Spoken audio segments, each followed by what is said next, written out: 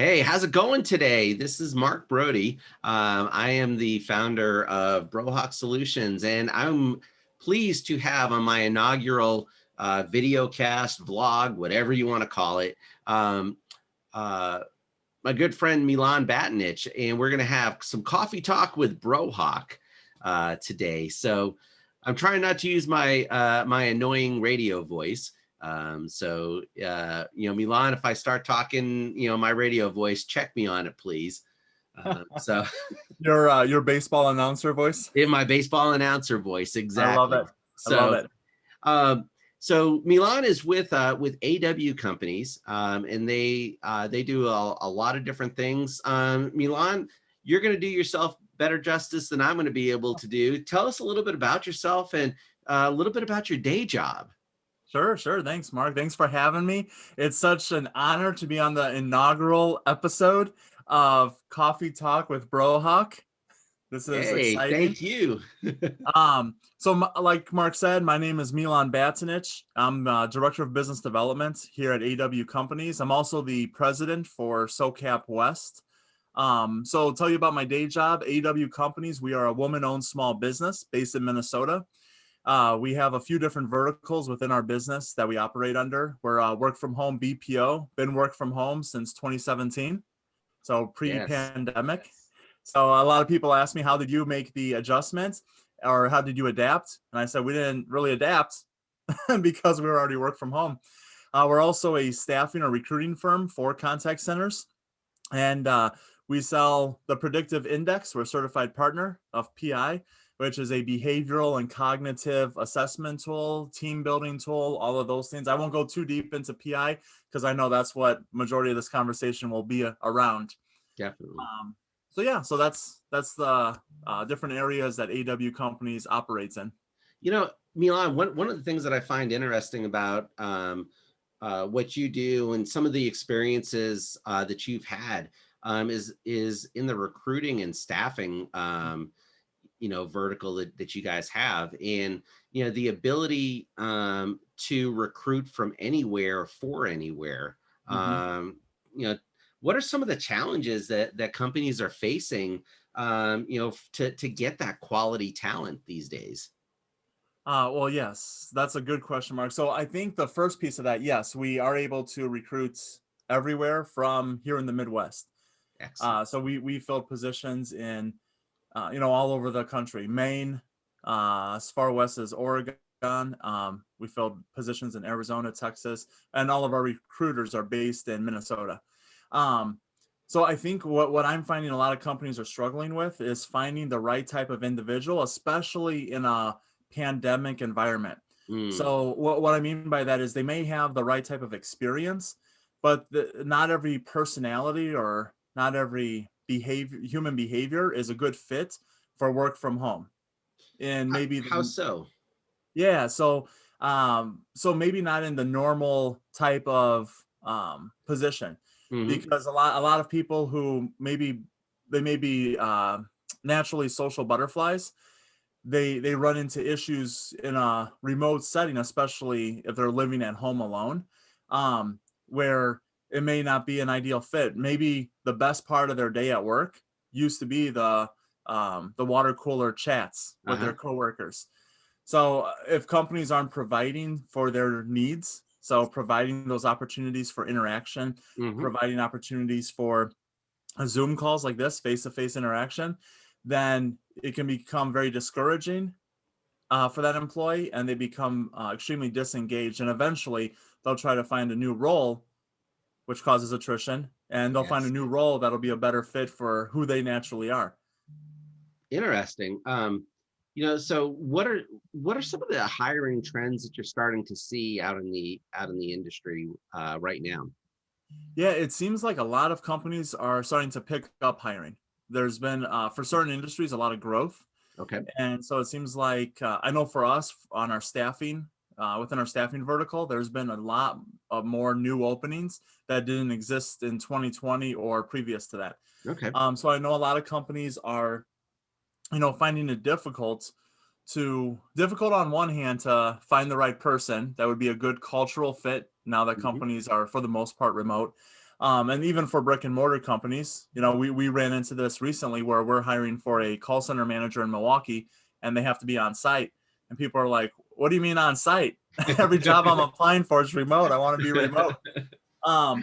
So I think the difficulty in the market or hiring trends right now, they're definitely increasing. The amount of hiring has increased over the last couple months. And I think right now companies are finding it difficult to just find the right fit based on their culture, based on the job, because it is a complete different type of work landscape than it used to be. Yeah. So, I mean, in the contact center industry, are you finding a lot more job seekers are only interested in that remote position as opposed to actually going into a brick and mortar environment? How do you see that evolving currently and into 2021? Yeah, so really it's based on who they are. So for the people that are maybe a little bit less extroverted, they're completely good with work from home. They want work from home. They don't want the water cooler chats. They don't want to see coworkers. They're good with, let me log in. Yep. Let me make myself available on the phones, work my shift, and then let me go back to my day at home. For Excellent. individuals that are more of maybe a inbound sales, inside sales rep, or more of those extroverted types of individuals, a lot of those folks are still looking for that brick and mortar because Okay. they want to be able to be around people and have that interaction and not be alone in their home office all day.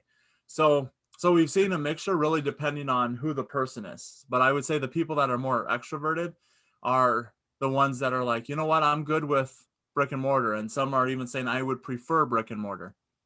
Excellent.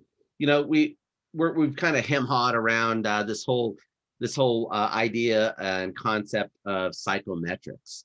Yes. Um, and talk to us a little bit about how psychometrics fits into hiring and coaching and even the retention pieces that face not just contact centers but employers as a whole today.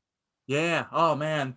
How much time do I have, Mark? to answer that question. So really quick, psychometrics is how human behaviors are measured. Everyone has the same behavioral drives, and those drives predict needs, and those needs cause human behaviors. If you're not measuring somebody's drives, then you're just guessing at who they'll be, who their behaviors Mhm. will be. If you're able to measure their drives and their needs, then you know what type of behaviors you'll result with.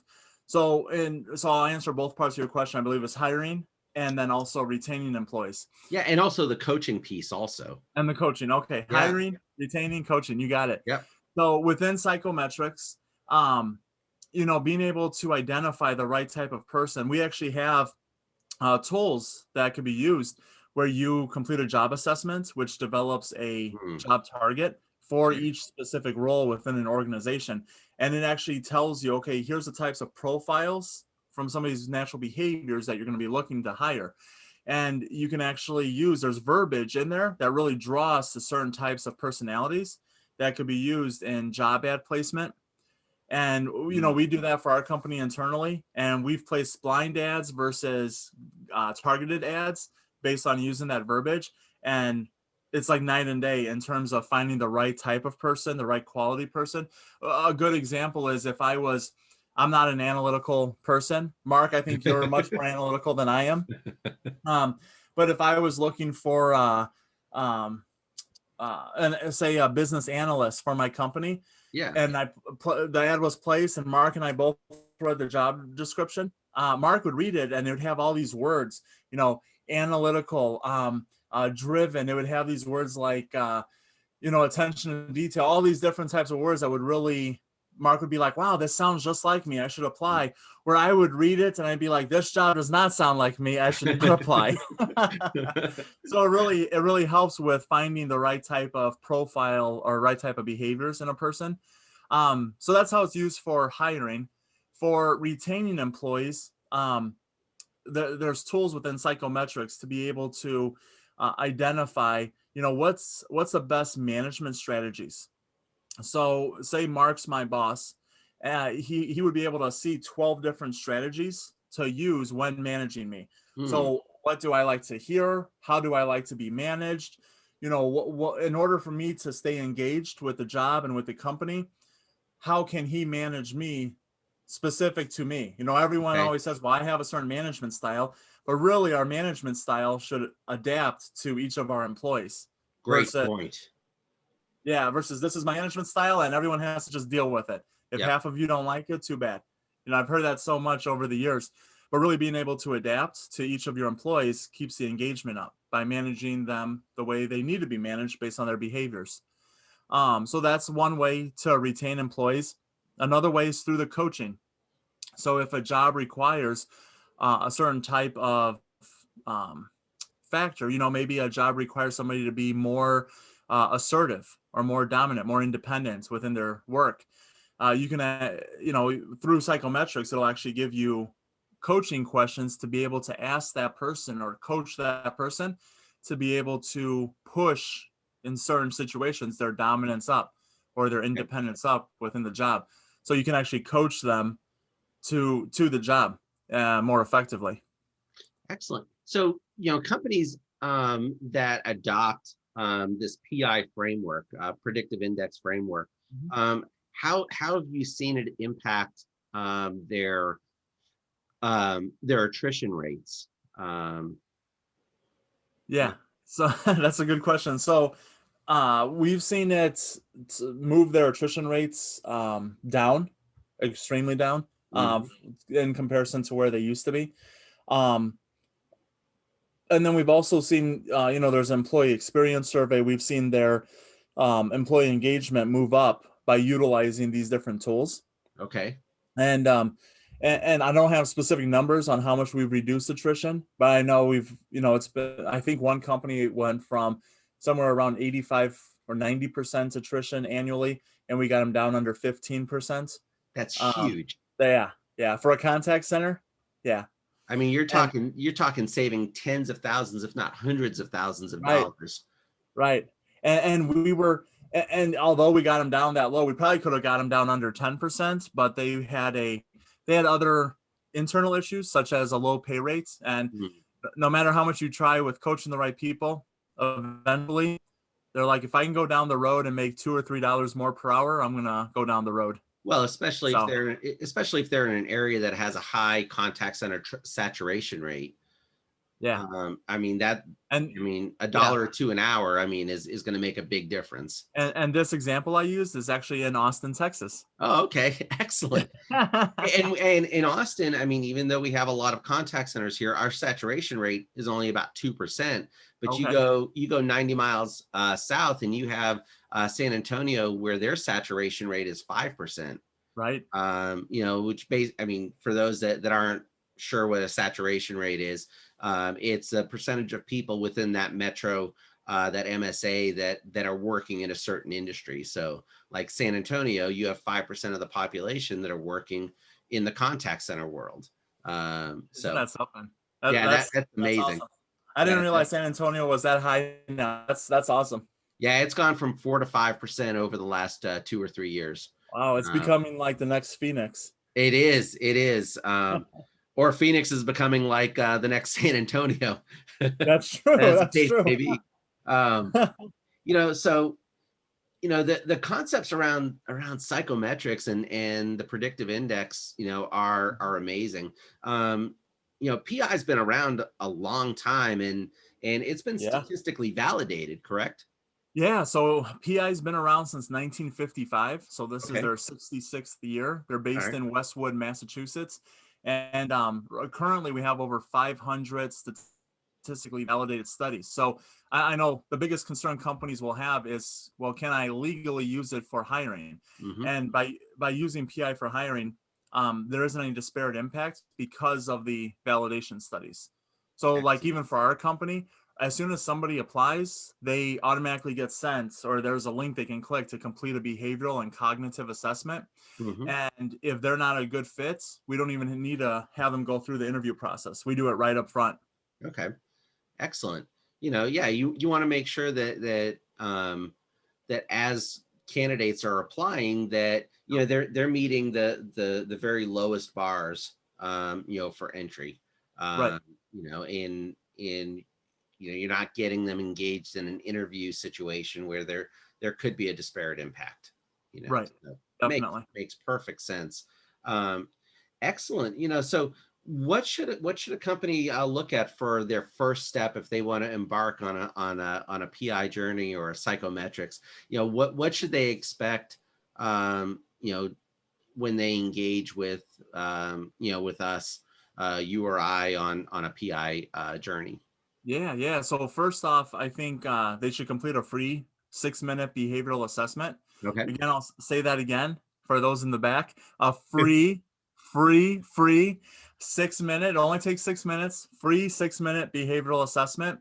And then after they complete the behavioral assessment, I'd be happy to give them a free readback of their results, where we go through and kind of explain exactly who they are, and then they can let us know, is it accurate, inaccurate Mhm. to who they naturally are, and um and then we kind of take it from there, see how it would fit into their organization.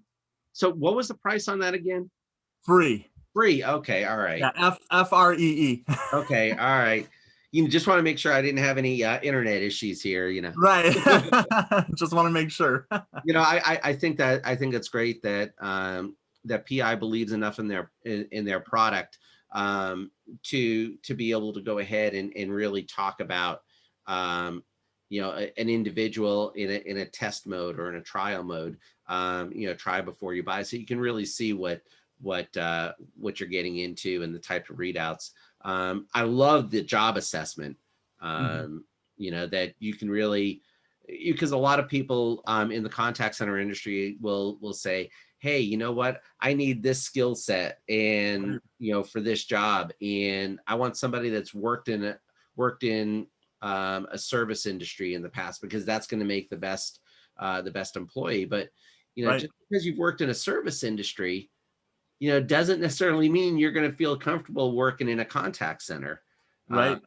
and it's two different skill Yeah. sets. So That's absolutely true. And something with the hiring piece of PI is, when you look at hiring the right type of individual, uh-huh. is that it also, based on the job target that you had mentioned, it also gives you an interview guide where it Really provides behavioral based questions, so open-ended behavioral questions around where the person's aligned in correlation to the job target and where the person's misaligned. interesting. Why is Yeah. that important? So number one, it's reconfirming, when we're looking at the alignments, reconfirming that they truly are aligned Mhm. with what the job needs. And then also seeing if they've had experiences where they've needed to adapt or adjust who they naturally are to Mhm. fit the job. So asking them questions around where they're misaligned. So a lot, one of them may be, as an example, maybe the job requires them to have a high amount of independence, and maybe they naturally have a low amount of independence. One of the questions may be, tell me about a time when you needed to work on a project by yourself, and how did the execution of that project go? So Mm. seeing if they've had experiences and the ability to adapt to areas of where there may be some misalignment Okay. between them, who they naturally are, and their job requirements. Interesting. I like how you phrase that, who they naturally are and who they are at work. Yeah, 'Cause it's yeah, night and day, you know. yeah. Mark, everyone's perfect just the way they are. It's just a I matter love of it. it's just a matter of whether or not they're in the right job fit. I love it. I always refer to myself as an introvert, and Yep. Milan, you and I know each other, fairly well. You're like, no, you're not an introvert. You're very much an extrovert. I'm like, no, really, I'd much rather be sitting at home in front of my Yep. computer, and I'm good with that. But Yeah. from a professional standpoint, got to put yourself out there and Right. whatnot. So, uh, Yeah. Yeah. So this really protects against the four forces of disengagement, which is the job fit, manager fit, mhm, your colleagues or peers, yep, coworkers, team fit, and cultural fit. So excellent. making sure the person's aligned with that. And when there's misalignment for a person, and you can detect it through PI, Mhm. that person just goes home at the end of the day just exhausted. Yeah. Yeah, that's a great point you bring up, Mark. So when somebody is forced to change who they naturally are to fit a job, it's not so much can they do the job. Most people can do most jobs, Yeah. so they can do it, but it's a question of can they do it well, and can they do it well for long periods of time? Yeah. Because if you're constantly changing who you naturally are, it's taking energy from you. Yeah. So if every day you're like, oh my goodness, I hate this job, I hate the work I'm doing because it's not a good fit for who I naturally am, you're just exhausted, and eventually you become disengaged and look for a new job. And that's expensive for everybody. It is. Yeah. Yes. Attrition is expensive for Yeah. sure. Well, and you start getting, as a job seeker, you want Mhm. to know what type of job is going to be the best fit for you, even though it may check all the boxes of things that you really like to do. But at the same time, you may have some baseline motivators that are misaligned with making $120,000 a year, doing something that sounds really cool, but when you get into the job, it's really not the right fit. Yeah. So Yeah, that's absolutely true. And a good example is probably now about 10, 11 years ago, there was a nuclear power plant in just outside of Pittsburgh okay. that started utilizing PI because they were losing 9 people a year. And attrition for them cost $1 million per person. So they were losing Wow. $9 million a year. Yeah. And the reason it costs so much is because the position is a safety operator. Yep. And what you do is you go through 3 years of training and you have to memorize SOP manuals that are like 8 inches Whoa. thick and multiple. And all you do 10 hours a day is you sit at a desk and you stare at 17 gauges. And if one of the gauges moves, you have to grab your manuals and you have to figure out what went wrong. Well, they were hiring people that maybe had a higher drive for social interaction. So like somebody like me, I would not last in that job. Even though $250,000 sounds fantastic, Yes. it's not a good fit for me. I couldn't do it long term. I wouldn't be paying attention to the gauges. I would be so bored out of my mind. So the reason it costs $1 million for attrition is they're paying them $250,000 a year. Yep. Training takes 3 years plus the cost of all those perks and benefits and everything. Mm-hmm. So now over the last, I think since 2011, so over the last 9-10 years, they've had no attrition since they started using PI. Zero. Nice. Yeah. And that's not even in the contact center world. No, You know? but it just goes to show you if you hire the right person, like Yep. somebody like me who needs to be around people, needs to have face-to-face interaction, Uh-huh. I couldn't do that job. And was your wife mad when you installed the water bubbler with the water cooler in the house? Just kidding. Oh, that's funny. I should. Yeah. Like, just standing at the water cooler drinking all day. There you go. What are you doing? Just waiting for somebody to walk up and talk to me. There you go. Put it out there in the neighborhood, Yeah. Oh my gosh. Milan's lemonade stand. Yeah. Well, I've heard of people doing that where they did happy hour in the middle of the street throughout the Yep. pandemic. They did on their back deck, they did a spelling bee. Nice. With the kids in the neighborhood and with the adults. I think the adults were having beverages as well, but Yes. The spelling got kind of interesting, I'm sure. yeah, I'm sure. Hey, I want to be a good steward of your time, Milan. I really appreciate it. Just some final questions for you, and these are going to be kind of fun. Yes. So who do you have in the Super Bowl this year? So I think the Chiefs are going to win. Yeah. If I were to put a number on it, I'm going to go 34-20. Interesting. Yeah, I don't think it's going to be terribly close. But you know what? Every time I say that, Tom Brady shocks me. Like I didn't think they were going to beat the Packers, and they did. I really didn't see, the Bucks making it all the way this year. Yeah, no, me either. Super Bowl, but you got Brady, you got Gronk. I mean, it's a winning combination, plus all the other tools that they had, as well. So I'm with you. I'm with the Chiefs. Yep. I think it's going to be. I think Mahomes is going to put some points up this year. Yes, I agree. And I just want to make it clear, I'm not a Tom Brady hater. It's just It's just that I think Mahomes and Kansas City will edge them out. Yeah, I'm a Patriots guy, as you know. I'm sorry. Yeah, it's all good. It's all good. You know, I just want to throw it out there since this is a conversation. My This is, Chicago Bears made the playoffs. you know, first time in 40 years. I mean, I think it's a good record. Just saying, you know. I think it's the first time in 40 years the Patriots haven't made the playoffs. I would agree. This is a rough year for him, but you know, it harkens the question. You know, did Belichick need Brady or did Brady need Belichick? You know, I guess Belichick needed Brady, maybe. you know, I'm just saying. You know, Or maybe it's Belichick did not need Cam Newton. I would have to agree with you on that, but we digress. Yes. Anyways. So next controversial topic. Oh boy. NCAA men's basketball champion, because there Yeah. wasn't one last year. Who's winning it this year?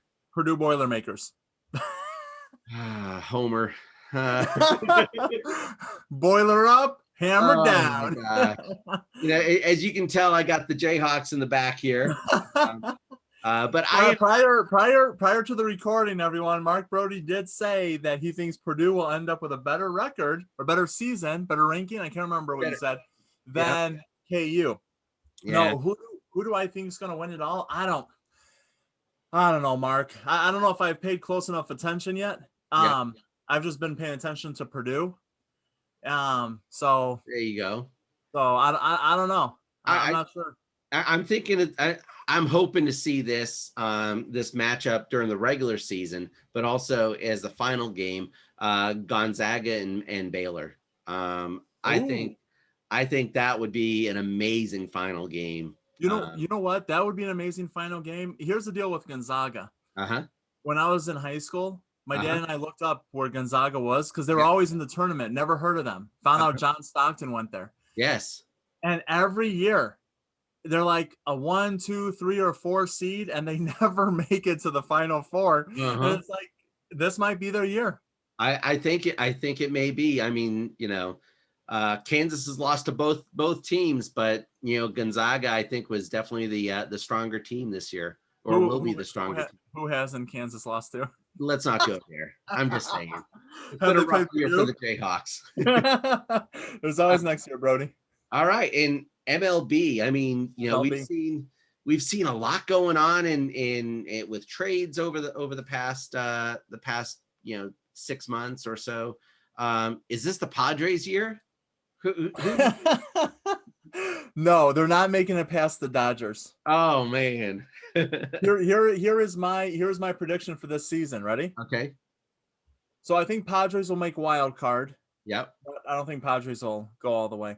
Okay. I don't think it's their season. I'm going 7 games, White Sox over the Dodgers. Interesting. And I don't want to drop my mic, but that was a mic drop moment. You know, I think if the White Sox didn't implode towards the end of the year last year, and hey, you know what? They had a great season. I don't think you're far off, you know.